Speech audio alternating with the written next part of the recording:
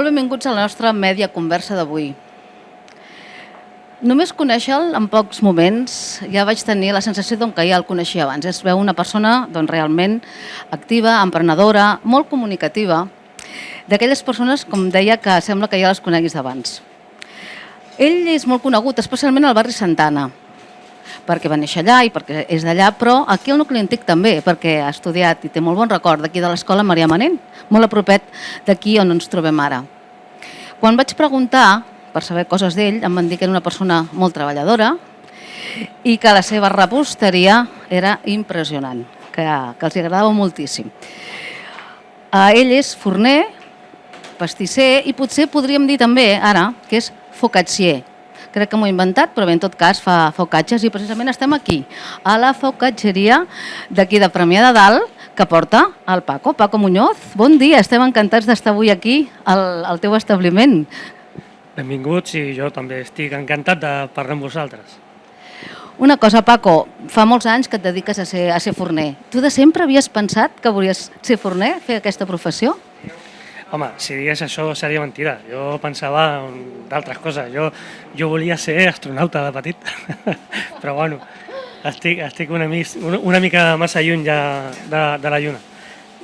No, això, bueno, de família dels meus pares, la meva mare va muntar una botigueta al barri Cotet, a la confiteria Lola, i d'allà, bueno, jo vaig deixar d'estudiar i bueno, començant, això que ja comences a guanyar una mica de diners i ja et fas de l'ofici, mica en mica. No ha sigut massa volguent, però bueno, al cap i a la fi disfruto molt d'aquest ofici.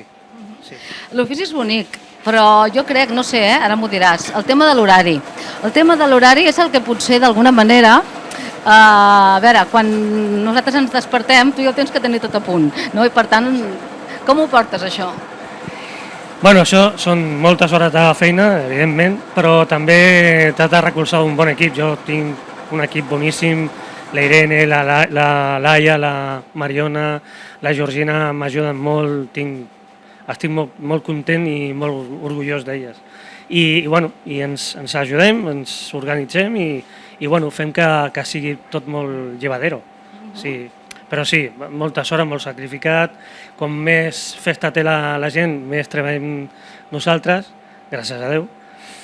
I bueno, però tot s'ha de portar bé, si no malament. Compensa, segurament, pel que deies. Dèiem que has estat al Pa de la Lola. És un establiment molt emblemàtic, com dèiem abans, aquí al barri Santana. I bé, doncs, que has fet els teus pastissos, la teva reposteria ha sigut realment, que la gent se'n recorden, que els encanta, i quan preguntes, a mi m'explicaven això, no? I pensava, doncs, realment, hi ha algun secret, Paco? Has arribat a un secret? Hi ha alguna fórmula d'aquelles que dius no puc explicar?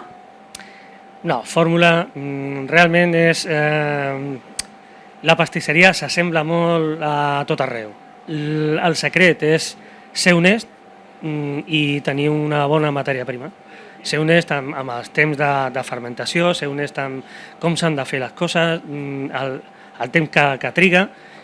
Després se li ha de carregar el preu que val això i si la gent ho troba honest, el teu treball, t'ho recompensa, sí. Però jo crec que l'honestitat s'ha de fer una mica sota cavall i rei, però s'ha de treballar amb una bona sota, un bon cavall i un bon rei. Sí, això, bàsicament. Ara parlaves, el pa, en el cas del pa, és un bé essencial, és un bé bàsic. Parlàvem de la matèria prima, parlàvem de... Has hagut d'incrementar el preu una mica en aquest sentit, clar. Sí, s'ha incrementat, però realment no repercuteix tot l'impacte que té la pujada de preus.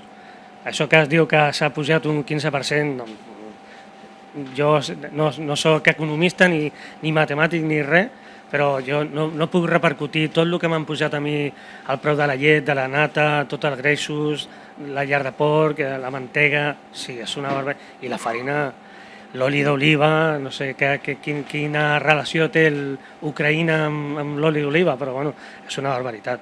I no repercuteix. Tot l'impacte que jo suporto amb el cost de la matèria prima no puc traslladar-lo aquí a la botiga, però si no he de sortir corrent.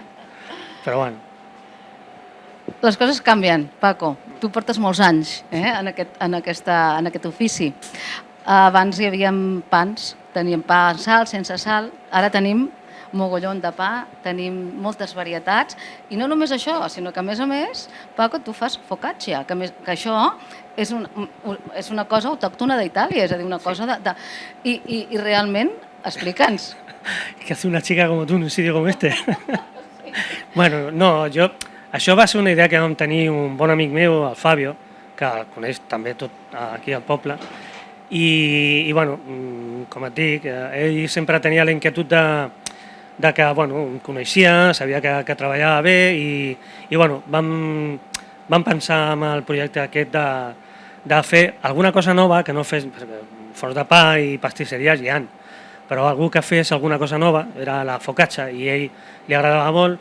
Jo vaig començar a investigar una mica com fer-la i tal, i bueno, vam llançar-nos aquí, vam agafar el local i vaig aprendre gràcies al Fabio.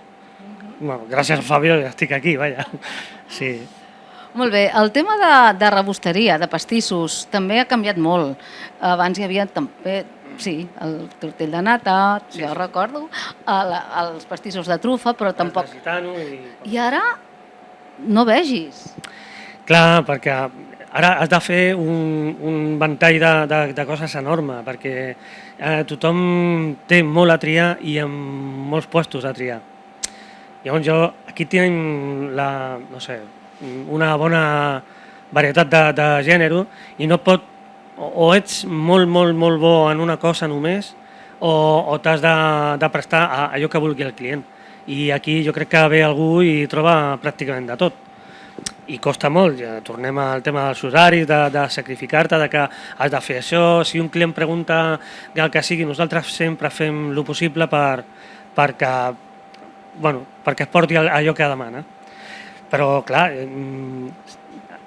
totes les especialitats que es fan a tot arreu i són tan bones a tot arreu i tothom treballem bé, la veritat, s'ha de fer de tot, si vols sobreviure aquí. Si no, si t'encasilles en una cosa només, malament rai.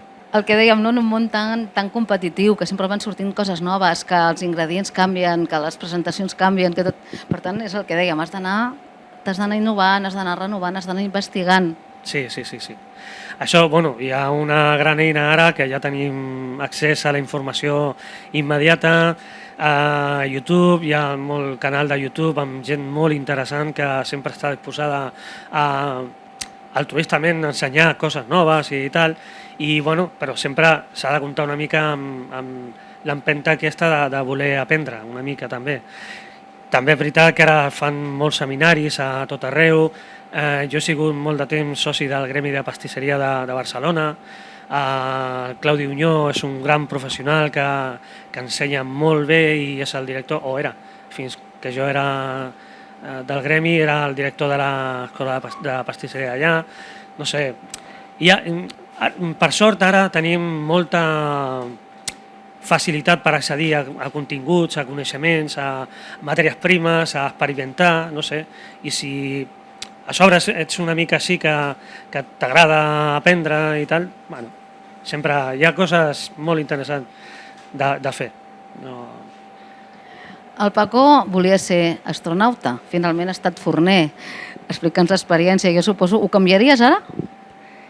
Bueno, per el modus de vida que tinc ara, no ho sé, home, suposo que el Pedro Duque té una vida molt bona, no? Però, no sé, jo crec que, mira, estic com estic estupendo i, modèstia a part, però estic molt bé. Crec que no canviaria res de la meva vida. Amb els clars i els oscurs, però estic com estic i estic molt feliç. Sí.